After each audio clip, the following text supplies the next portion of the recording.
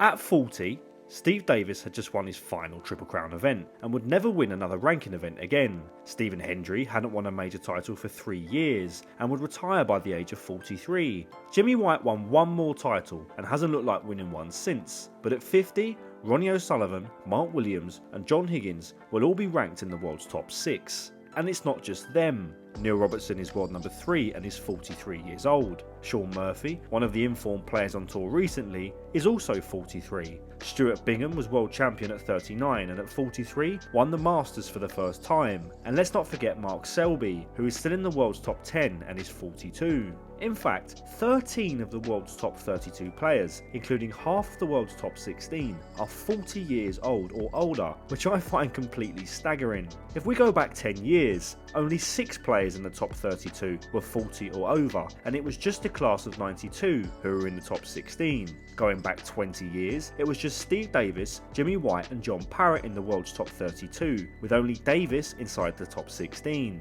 And 30 years ago, only Dennis Taylor and Terry Griffiths were over 40 and in the world's top 32. If we go back even further, older players like Ray Reardon and Fred Davis were often still high up the rankings, but let's not focus too much on the 70s and 80s. Although that period was hugely important for snooker, I'm focusing more on the modern era, say the last 30 years, which is a big enough sample size. I'd wager that the class of 92 will all win at least one more world ranking title. Mark Williams, at 50 years and 206 days, won the 2025 Xi'an Grand Prix and is now the oldest ranking event winner, with Ray Reardon in second at 50 years and 14 days. I expect John Higgins and Ronnie O'Sullivan to eclipse Ray pretty soon, and I also expect Neil Robertson, Shaun Murphy and Mark Selby to continue winning ranking titles for at least the next 5 years or more. So we could potentially have a scenario where in 10 years time, a large portion of the world's top 32 may be made up of 50-year-olds, which would be a first for snooker in the modern era. So why is this? Hi guys, just want to take a quick break in this video to thank you for all your recent interactions, comments, likes, and to say hello to the new subscribers. I'm up to 1,500 now, and I want to be getting to 2,000 as quickly as possible. Just a quick one, I will be going on the Snooker Hall podcast next week with Dan Murin. That will be recorded next week. We're doing a preview of the Champion of Champions. Guys, it's because of you that I'm in this position. Your help, getting me to the many subscribers I've got, the views I've got recently, the traction I've got recently, has given me the opportunity to go on things like this, the podcast and stuff like that. So I just want to say a massive thank you to everyone. So like the video, subscribe if you're new, and let's get to 2,000 subscribers. I'll also be doing a 2,000 subscribers Q&A. So if you do want to ask me any questions, ask me down in the comments. You can also reply to my community posts. Guys, thank you so much. Let's keep going. Number 1. The current veterans are all extremely good. The class of 92 are 3 of the best players of all time. Mark Selby is also definitely in that category. Neil Robertson may just be below that tier, but with 26 ranking event wins and over 1,000 centuries, his record speaks for itself. Shaun Murphy has consistently been a major winner and at his best is probably in the top 10 of all time in terms of A game. So it might simply be that this current crop of older players are better than those who came before them. However, I don't think it's quite as simple as that.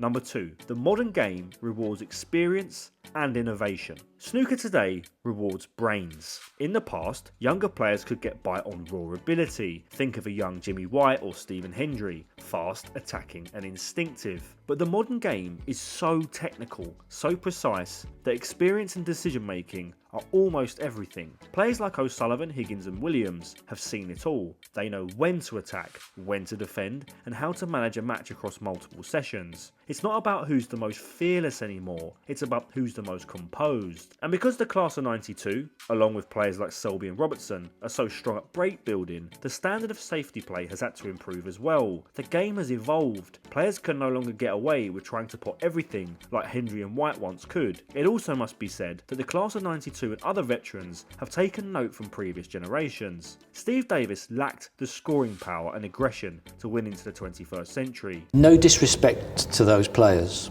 but I would say the general standard wasn't as high as you may think. When I say these players weren't as good, I'm talking about myself as well. I don't think the general standard was as high as it is today by any means, and I think it's always improved, it's gone up.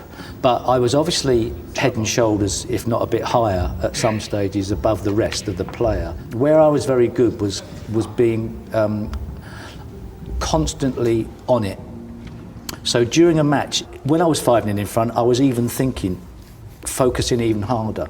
So I'd say one of my greatest strengths was the ability to not ease up.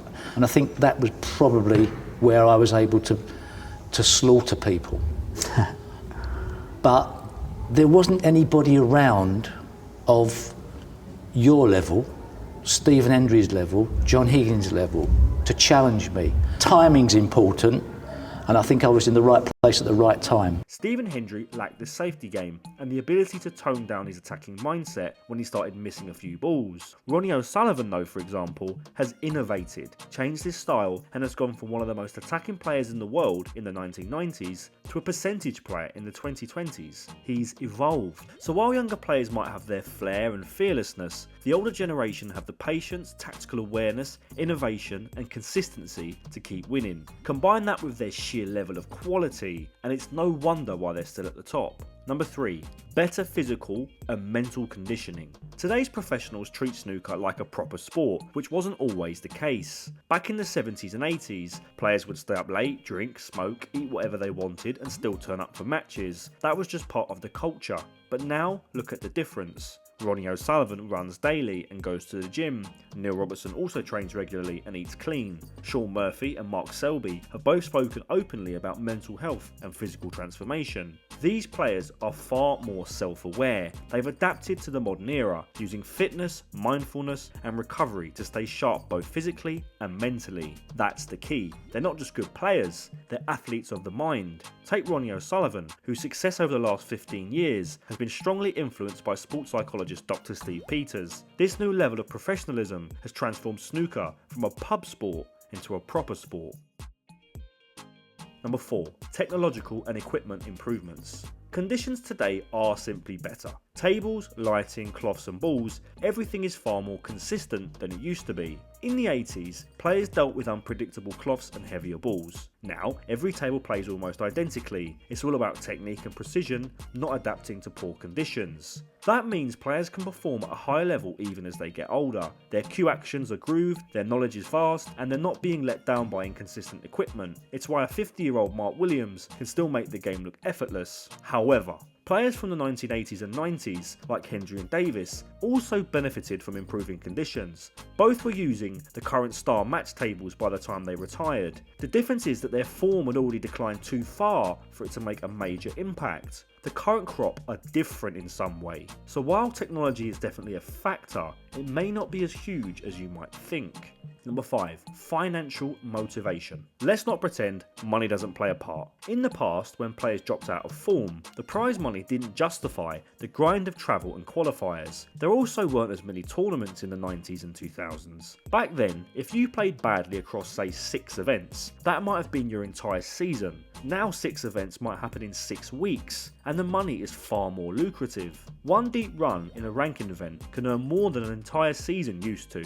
Plus, with sponsorships, exhibitions and appearance fees, the rewards for staying competitive are huge in today's market, especially abroad. So why retire when you can keep earning and keep winning? The motivation to stay sharp is stronger than ever. And number 6, the mindset shift. And finally, maybe the most important reason of all, the attitude around aging in snooker has completely changed. For years, it was accepted that once you hit 40, your best years were over. But players like Ronnie, Higgins and Williams have completely destroyed that myth. Now, 40 isn't seen as the end, it's seen as the prime. That new belief system has inspired the next generation. Players now know it's possible to play elite level snooker into their 40s and even 50s, and that's changing how they train, prepare and think about longevity. And the result is a sport that's mentally sharper, physically healthier and more professional than it's ever been. So while youth might bring energy and flair, it's experience, discipline and professionalism that define the modern greats. And if the current trend continues, we might just be entering an era where 40 is the new 25 in professional snooker.